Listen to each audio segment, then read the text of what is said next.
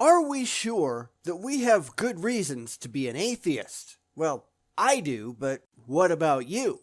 Because today we're going to go take a look at a preacher of some kind or another who is going to try to tell us that we don't, mostly by demonstrating their own absurd ignorance of pretty much everything. So, it's just another Monday, in other words. Anyway, away we go.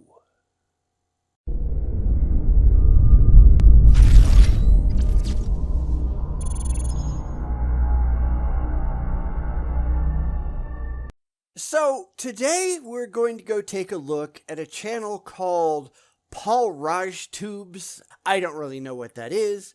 And part of a talk or a sermon or something, since he doesn't really give any indication where it came from, that just proves once again that the religious are dumb.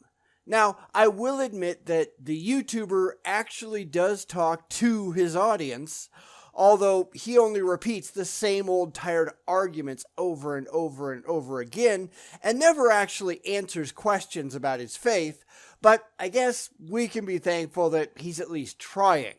So here we go again, down the theistic rabbit hole, and why these people just don't have two brain cells to rub together when talking about reality.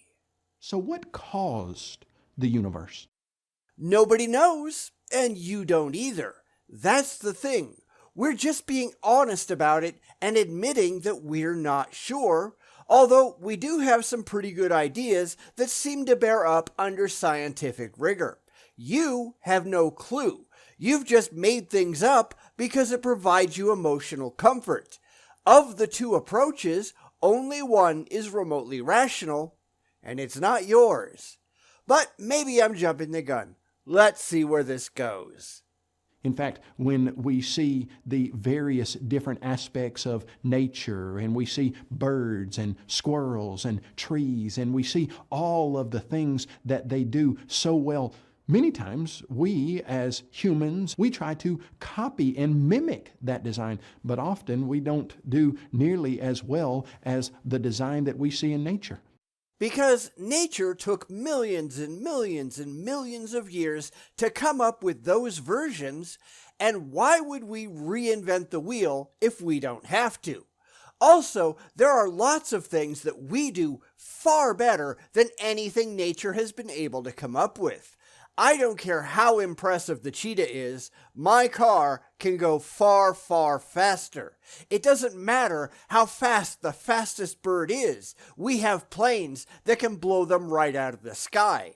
For every claim they can make about nature being impressive, and it is, we can do things far superior. So what? Because this is still just an assumption made by the religious that they cannot justify in any intelligent way. They just like to think that God made things. Really? Okay, prove it. Everything they have to say beyond that is just irrational, emotional pablum, spouted by immature children because it just makes them happy. I have yet to see a single theist ever prove that wrong. We look at the design of the human body and the human hand and the arm and the leg and the brain, and we see that those are some of the most advanced, technologically savvy pieces of equipment ever put together, and we try to mimic them and copy them, and we can't do it as well. Why? We actually do it even better. Now, granted, we're not usually trying to recreate something as varied as the human hand, but we can build grasping structures that are far stronger, or far more delicate, or far more precise than any human hand has ever been.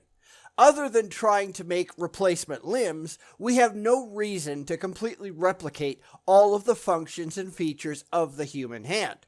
So let's look at the brain. Modern computers are far superior in almost every single way. Whereas the human brain can perform, at best, 1,000 basic operations per second, it comes in about 10 million times slower than modern computers. The only place the brain still has an advantage is in parallel processing. The brain has about 100 billion neurons compared to about 10 million microtransistors in a computer. Yet computers have only been around less than 100 years, and the brain has been out there in one form or another for millions and millions and millions. So let's try for a fair comparison. At the rate of development that computers have grown at, in another century, we will far outperform the human brain. Will the religious change their tune after that? No, of course they won't, because this isn't about demonstrable reality. It's about their emotional state. And luckily, given the rate of decline in the Western world, it's unlikely that there will really be a lot of theists to speak of by the time that happens. And won't that be wonderful? Because this universe exhibits design from the starry sky at night to the fingertips on your hand. No, it doesn't. That's the interpretation of the religious based on pre-existing beliefs that were not come to intellectually, but emotionally. They want to believe that's true, therefore they simply declare that it is. And I'd love to know when they think they're going to get around to proving any of that, because we all know they can't. It's just a bald assertion based on feelings, not demonstrable facts. And that's really where we get so many problems, because the religious are living in an emotional fantasy land where they think that if it makes them happy, it's gotta be true. And the whole idea behind Nazism was to make the German people, who were demonstrably downtrodden after their defeat in World War I, feel like they were superior to everyone else. Then they got their asses kicked by the entire rest of the planet combined, who showed them very clearly that it just wasn't true. And that's really why the Jews pretend that they're the chosen people, even though they spend most of their time getting their backsides handed to them. Religion and other beliefs that operate just like the religious do, it's a means of pushing inherent superiority, even though none of it actually exists. It's a way to make people feel better when they're actually losing constantly.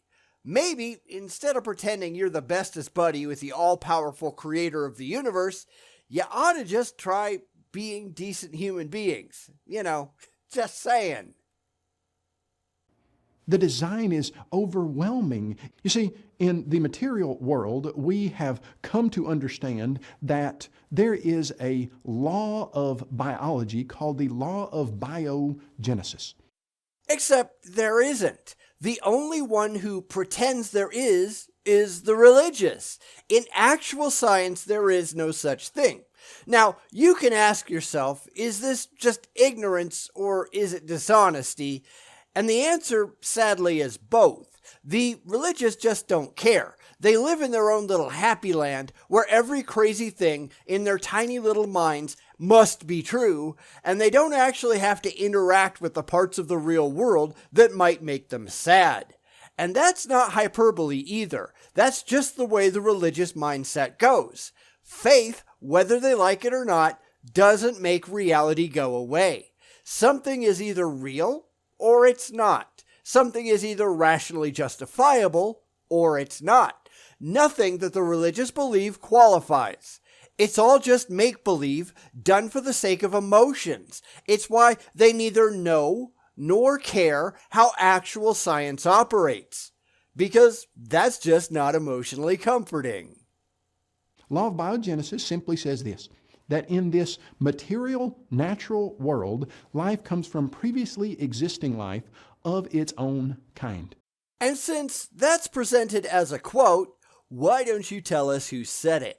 Now, I went looking, and that exact same phrase has been used time and time and time again in creationist literature, and none of them actually identify where it came from except the so-called law of biogenesis, which doesn't actually exist. 100% of every reference I could find came from a religious text, never from anything scientific, because these people are just lying to you. But what else is new, right? We reason on a regular basis. we understand abstract ideas. If we were products of blind, chance, random processes over multiplied millions of years, reasoning and the laws of reasoning simply would have no explanation. Well, not to you. But this is the thing. The religious are just yanking emotionally comforting garbage straight out of their assholes and assuming that because they like the sound of it, it's gotta be so. This is the kind of thing that makes actual scientists just roll their eyes. It doesn't actually mean anything to anyone who actually knows anything.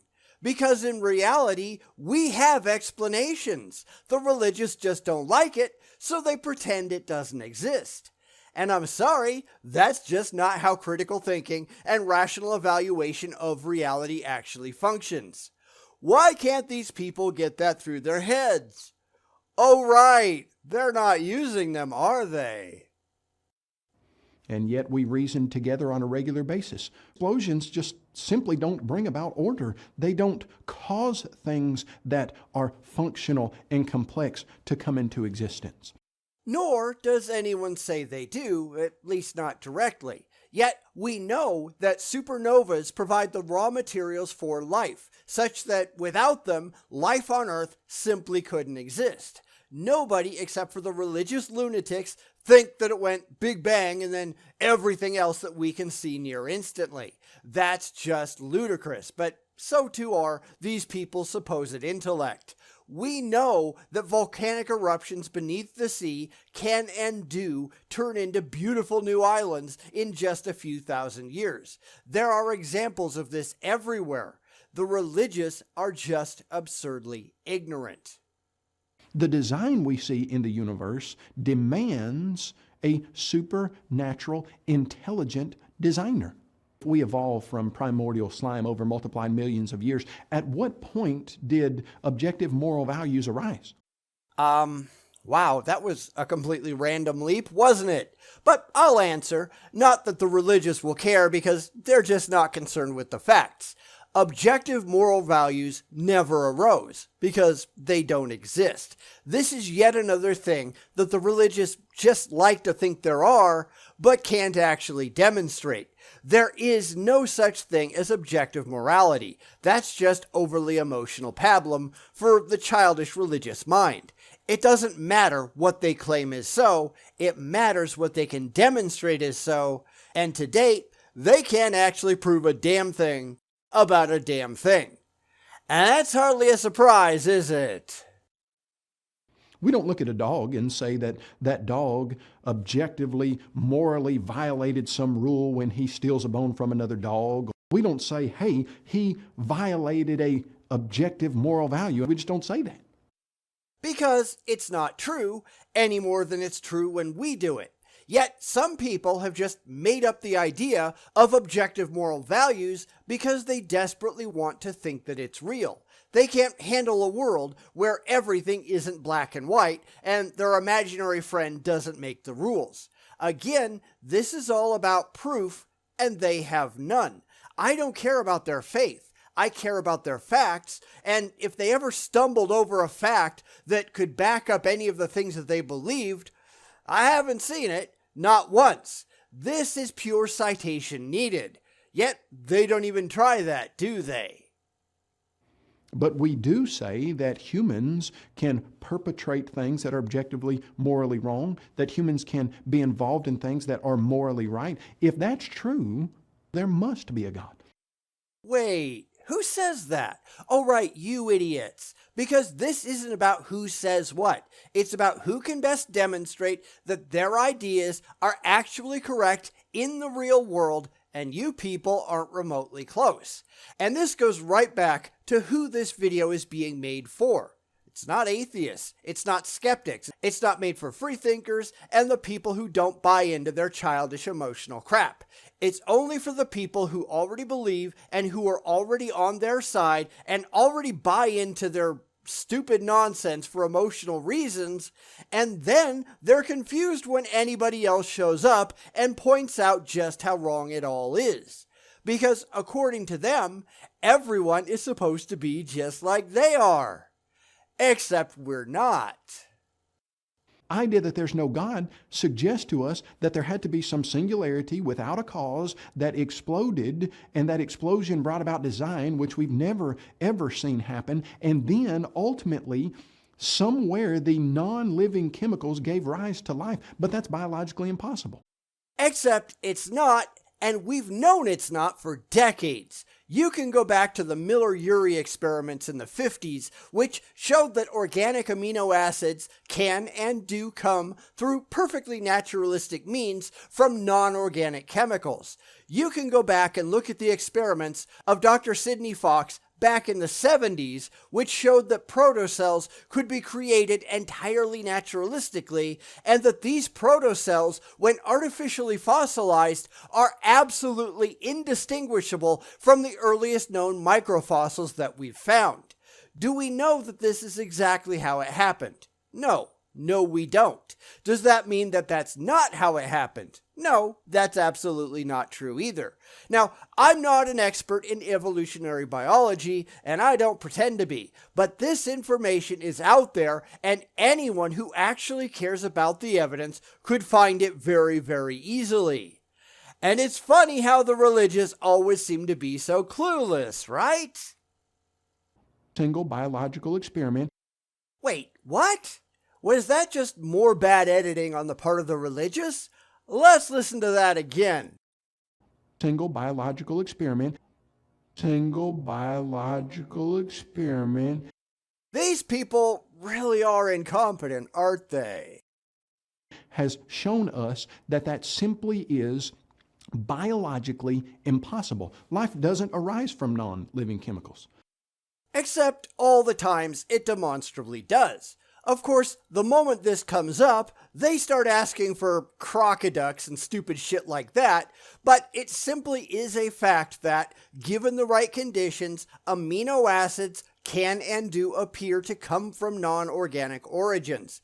In fact, Professor Dan Tofik of the Weizmann Institute of Science and Professor Norman Matanis of the Hebrew University in Jerusalem just wrote a study last year where they showed how proteins could emerge abiotically. According to Dr. Taufik, they could reconstruct an ancient DNA binding protein that is made solely of amino acids that were shown to form spontaneously. Again, it's not absolute proof, but it sure doesn't look like any gods are required, does it? Atheism has to suggest that you as a person don't really have free will, that there is no being inside of your body or brain that is supermatter.